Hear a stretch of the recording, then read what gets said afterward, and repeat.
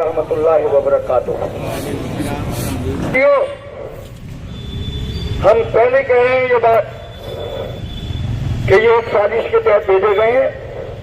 इस इदारे में जो आज तक नहीं हुआ वो हो रहा है। साथियों, सुबह से कम 10 चक्कर लगा चुके हैं हम, और हमने लेटर भी रिसीव करा दिया था जो हमने 18 तारीख को जनरल बॉडी में तय करा था। इंशाअल्लाह ताला ये खुशखबरी इस बात की है कि रजिस्ट्रार महोदय ने ये इंस्ट्रक्शन दिए हैं कि आज एक्सटेंशन होंगे चाहे रात के 11 बज जाए। तो एक्सटेंशन धरना जरूर खत्म होगा अभी, लेकिन कमेटी के लोग जब तक एक्सटेंशन नहीं होगा हम घर नहीं जाएंगे। सुन लीजिए, और अगर हमें जरूरत पड़ेगी तो हम फिर एक वीडियो कॉल करेंगे, आप लोग सब यहाँ तशरीफ ले आना, क्योंकि ये आज आखिरी दिन है आपका। उसके बाद फिर छुट्टियां हैं और फिर तनख्वाह आपकी नहीं बनेगी। या तो वाइस चांसलर साहब हमें ये लिख के दे दें कि अगर एक्सटेंशन नहीं होता है तब भी हम आपकी सैलरी रिलीज कर देंगे, और अगर वो ये नहीं लिख के देंगे और एक्सटेंशन नहीं हुए आज तो फिर हम घर नहीं जाएंगे। बता रहे हैं हम, फिर हम किसी की नहीं मानेंगे, क्योंकि 9 रत्नों की बात भी अब छोटी साबित हो रही है, लेकिन हम उनके राब्ते में हैं, उनसे हमारा लगातार संपर्क है।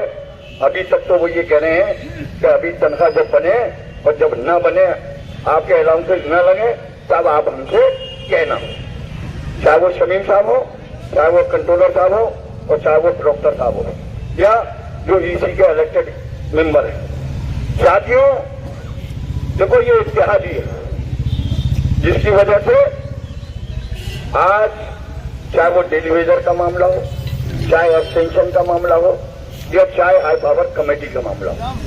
जैसे कि वसीम साहब ने कहा कि सीआरआर, देखिए सीआरआर, अगर सीआरआर पे हम पहले ही मीटिंग में एग्री कर जाते तो सीआरआर लागू हो जाता, फिर हाई पावर कमेटी की बात आप नहीं कर सकते।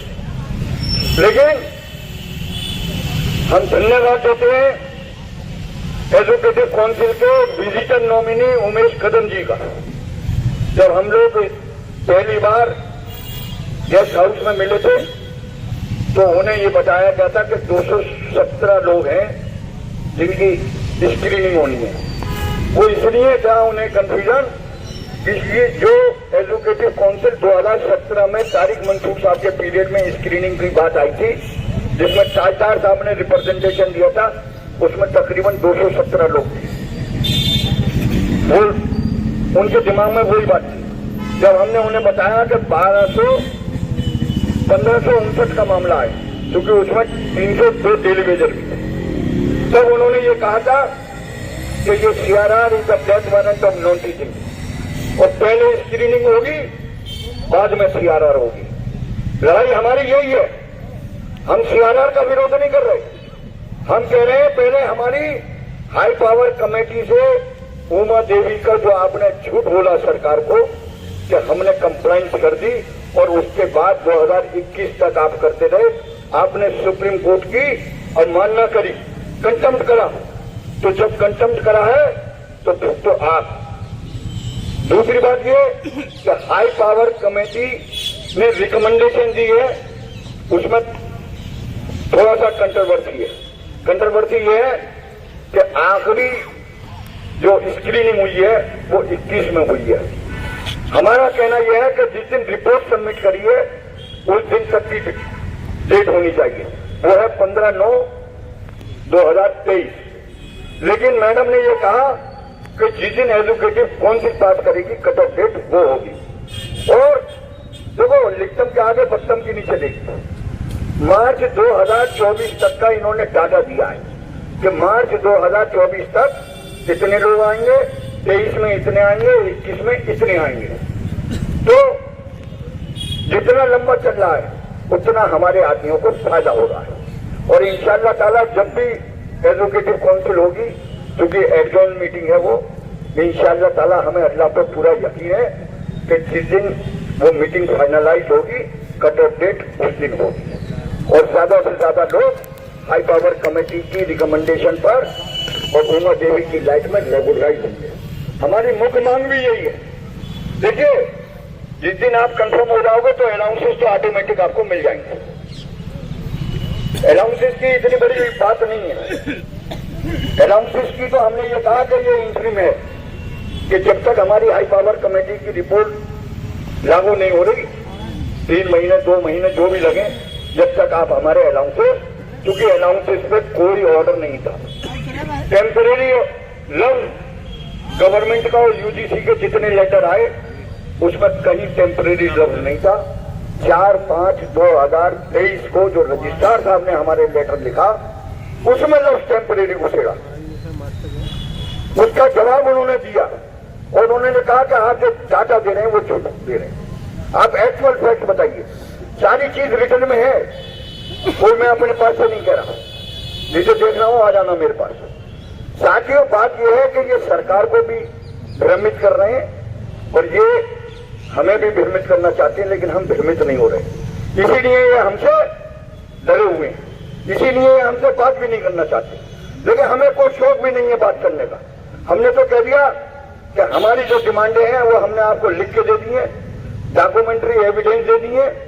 आप फैसला करिए, हाँ या ना करें, फिर हमारे पास दूसरे हथियार हैं वो इस्तेमाल करेंगे। लेकिन पहले हाँ या ना तो करो, ना तो हाँ ही कर रहे और ना ही कर रहे। जब भी बात करो, हर आदमी इस व्हाइट हाउस में बैठा हुआ, छोटे से छोटा बड़े से बड़ा, हर आदमी हमदर्दी दिखा रहा है। बात तो जेन्युइन है आपकी, बात तो सही है, लेकिन करेंगे नहीं। हमारी लड़ाई यही है कि आप हमदर्दी भी दिखा रहे हो और कर भी नहीं रहे, तो ऐसी हमदर्दी अपने पास रखो। साथियों, इंशाअल्लाह ताला आज आपके एक्सटेंशन ऑर्डर होंगे, जनवरी की तनख्वाह मिलेगी, टेंशन बिल्कुल लेने की जरूरत नहीं। दूसरी बात, अलाउंसेस के साथ होगी बिल्कुल। और तीसरी बात ये कि जो हमने इन्हें वार्निंग दी है कि अगर 2 दिन के अंदर नहीं हुआ तो फिर हम इन्हें अंदर नहीं घुसने देंगे। ये हमने मीडिया में भी कह दिया, इन्हें रिटर्न में भी दे दिया और हम जिला प्रशासन को भी अवगत करा दें। तो उसकी जिम्मेदारी इनकी होगी। हमारी एडवांस मीटिंग की डेट ये डिक्लेयर करें, क्योंकि आप 30 तारीख को आ जाएंगे, नोटिफिकेशन अभी करिए आप, और 31 तारीख में आप हमारी 31 जनवरी को आप एडवांस मीटिंग करिए, क्योंकि आप उसमें साथ में पंचल्ला लगा रहे हो ऑर्डिनरी मीटिंग का। ऑर्डिनरी मीटिंग का नोटिस की बात यह है कि ऑर्डिनरी मीटिंग में 15 दिन कम से कम चाहिए। आप हमें बेवकूफ मत बनाओ। हमारी एडवांस मीटिंग के लिए कोई टाइम बाउंड नहीं है, क्योंकि एडवांस है, वो तो आप कल ही बुला सकती हैं। दूसरी बात, ऑर्डिनरी मीटिंग की, तो ऑर्डिनरी मीटिंग अगर आज नोटिस होगा तो 15 दिन के बाद ऑर्डिनरी मीटिंग होगी। तो इसलिए हमें ऑर्डिनरी मीटिंग में मत फंसाओ। हमारा मैटर ऑर्डिनरी मीटिंग में नहीं है, आपके मैटर हैं, आप जाने। लेकिन हमारी जो एडवांस मीटिंग है उसकी डेट हमें डिक्लेयर करिए आप जाने से पहले। दूसरी बात, देखिए, रजिस्ट्रार साहब को ऐसा समझ लो जैसे आलू।